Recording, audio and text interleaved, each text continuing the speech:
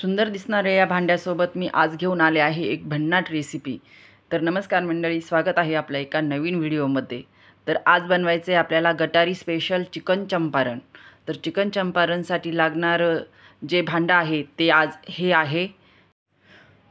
तर सर्वप्रथम आपण इकडे तडका पॅनमध्ये तेल गरम करून घेणार आहोत आणि त्याच्यात जिरे टाकणार आहोत।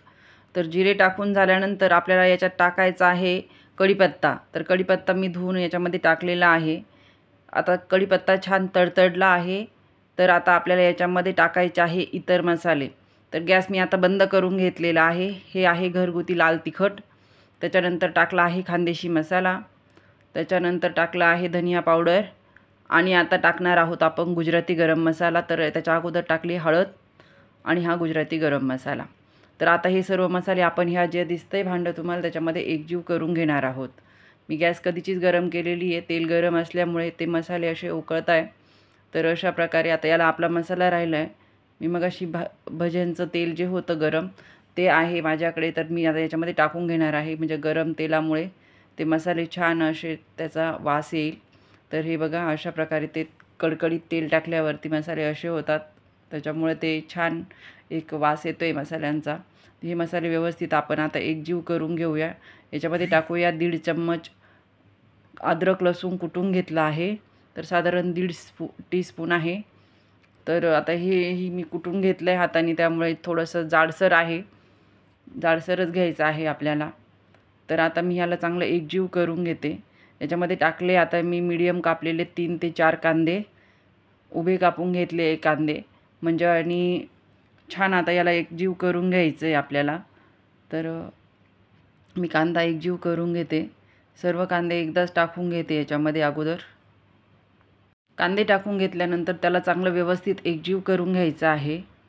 सगळे मसाले त्या कांद्याला लागले गेले पाहिजे आणि कांदाही असा सुट्टा झाला पाहिजे। त्याकरता एक टिप्स अशी देईल की कांद्याचे 2 भाग केल्यानंतर कांदा उभा न कापता आडवा कापायचा। साधारण एक मोठा टोमॅटो मी कापून घेतलेला आहे, तोही मी आता याच्यामध्ये टाकून देते आणि पुन्हा एकदा एकजीव करून घेते सर्व। तर हे सर्व साहित्य आपल्याला व्यवस्थित याला नीट मसाला लावून घ्यायचा आहे। कुठेही असं म्हणजे बिना मसाला लागता हे साहित्य राहिलं नाही पाहिजे, सर्व मसाला चांगला एकजीव झाला पाहिजे। तर अशा प्रकारे आपण सर्व मसाल्याला एकत्र करून घेऊया। तर सगळा मसाला करून झाल्यानंतर आता हे मी वरतून थोडीशी धनिया पावडर कमी वाटली म्हणून टाकून दिली याच्यामध्ये। आणि आता आपल्याला टाकायचं आहे काळी मिरी पूड। तर हे मी काळी मिरी पूड घेतलेली आहे, ती थोडीशी आपण त्याच्यावरती भुरभुरणार आहोत। तर थोडीशी टाकायची आहे, तरी साधारण अर्धा टीस्पून। तर मी अशा प्रकारे त्याच्यावरती टाकून घेते।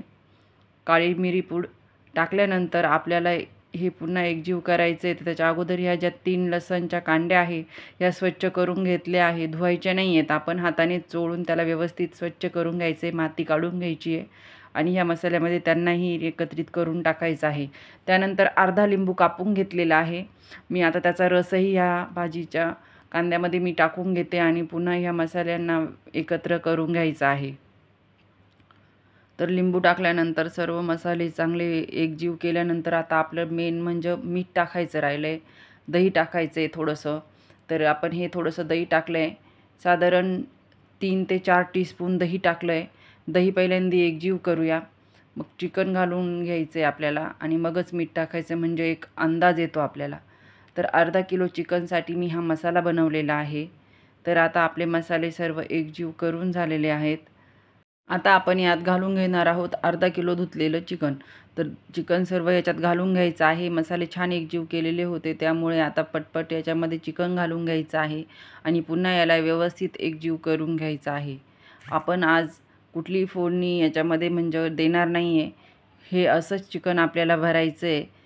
त्याच्यामुळे आपण याला चांगला मसाला लागला पाहिजे याची काळजी घ्यायची आहे। तर व्यवस्थित याला एकजीव करून घेऊया आणि आता याच्यात घालूया मीठ। तर मीठ घातलं आहे मी थोडंसं, आणि मला असं वाटलं तिखट थोडंसं कमी असावं म्हणून मी थोडंसं लाल तिखटची अर्धा चम्मच टाकून घेतला आहे आणि चवीप्रमाणे मीठ टाकून घेतलेलं आहे। तर आता फायनली आपल्या भाजीला सर्व जे साहित्य होतं ते टाकून झालेलं आहे। आता आपली भाजी तयार आहे चंपारणच्या भांड्यामध्ये भरण्यासाठी। तर हे घेतलेलं आहे मी मातीचं भांडं। आता याच्यामध्ये आपण सर्व भाजी जी आहे व्यवस्थित भरून घेणार आहोत।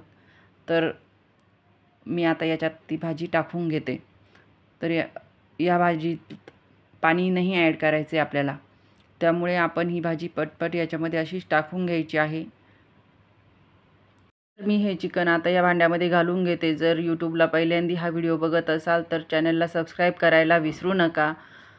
व्हिडिओ आवडल्यास लाईक, शेअर, कमेंट करायलाही विसरू नका। तसेच हा व्हिडिओ जर फेसबुक पेजला बघत असाल तर आपल्या पेजला फॉलो करायलाही विसरू नका। आणि व्हिडिओ आवडल्यास आपल्या मित्रमैत्रिणींसोबतही शेअर करा। आणि हो, लाईक, कमेंट, शेअर करायला तुम्हाला कुठलाही अमाऊंट द्यावा लागत नाही। अशा प्रकारे सर्व चिकन याच्यामध्ये भरून झालेलं आहे। मला मगाशी लक्षात नाही राहिलं कसुरी मेथी टाकायची, म्हणून आता मी ही वरतून टाकून अशी याच्यामध्ये एक जीव करून दिली आहे थोडीशी।